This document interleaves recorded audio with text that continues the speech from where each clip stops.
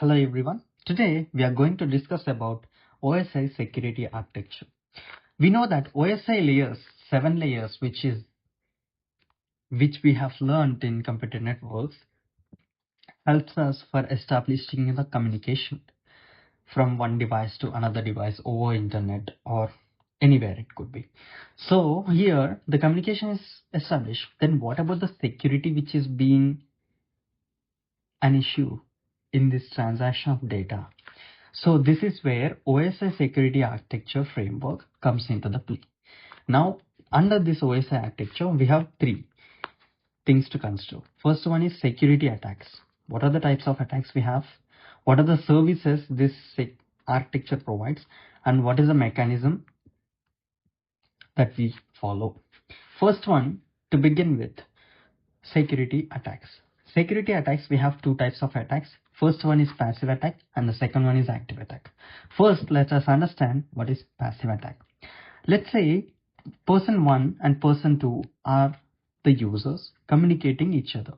Now the third person, who is the attacker, will intercept the packets which are being communicated by these two people and try to understand, try to collect the data which is being transmitted so that he can gather some information. This is where attacker make use of information from the system but doesn't affect the resources which are here. He doesn't alter any packets or any systems in here. Now here two things happens. First one is release of content. Release of message content is where intercepting and reading a content which is sent over the network. And the second one is traffic analysis. This is where analyzing the traffic and gathering information about the data which is being communicated. Now, coming to the second one under the security attacks, we have active attacks. Active attacks are where the person 1 and person 2 are being communicated. Third person, who is attacker, the third person will intercept the packets which are being communicated. This is where under this active attack we have four types of attacks. First one is modification. Modification is where, let's say, this person is sending the bank details to the person 2 for the transaction. Now the third person, the attacker, will intercept these packets which are being transmitted and he will change the account details such as account number and IFSC code. This is where the altered packet which is being transmitted to second 2. Now the replay attack. Replay attack is where, let's say, this person, the same packet which is altered, being sent again and again by the third person, replaying the same packet to the user, to the receiver. So that is replay attack. Masquerade attack is where taking the identity of another person. This is where using the identity of another person and manipulating or doing something which is illegal. Or here, the example, here person 1 and person 2 are being communicated, but the third person, who is using the identity of first person and manipulating the second person. This is where masquerade attack takes place.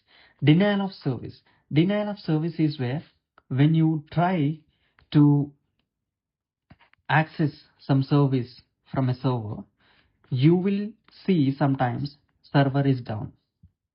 There could be many reasons. There could also be a reason that the third person, I mean the attacker, who sends multiple requests so that this server cannot resist with this request and it doesn't respond. That is where server down comes into the play. Now this is where denial of service.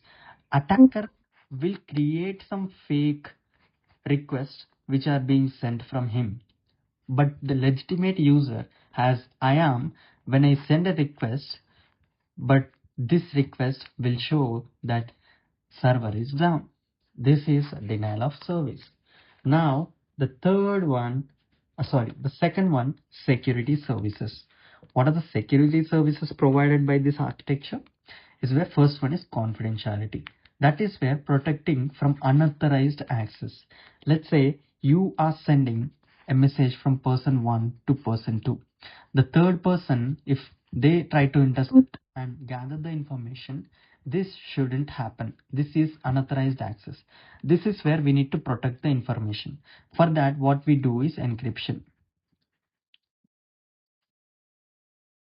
And the second one is authentication. Authentication is that proof of the identity of the sender.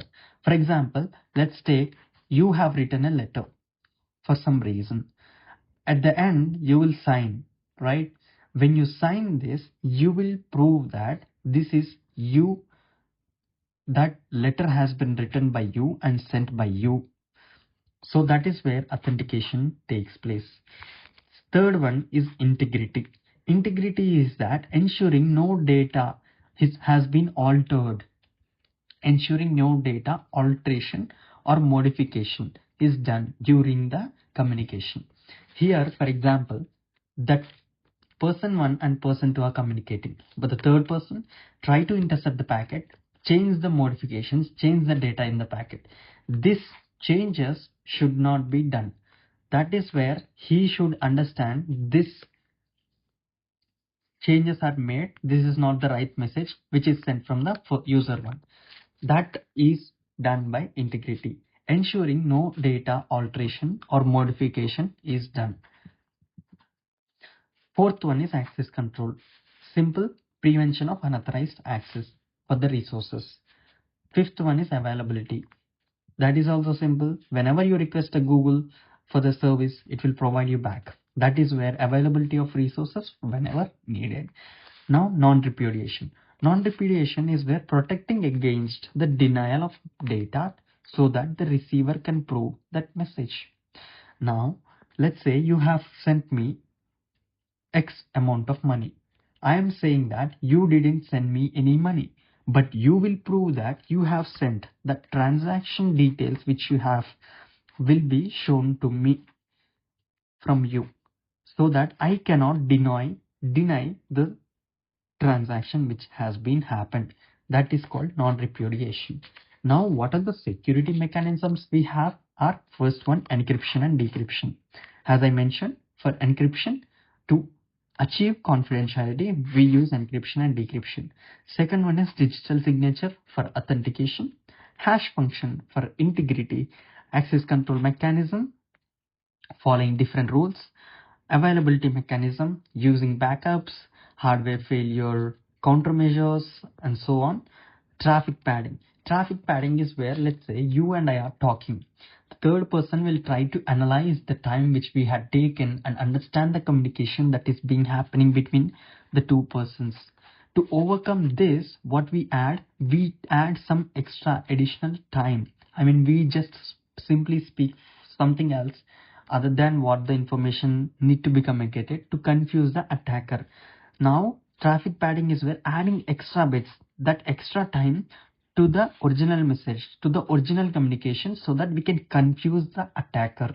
This is about OSI Security Architecture. Thank you for watching. If you still have any doubts, let me know in the comment section. And I would request you to give the feedback for this video. Thank you.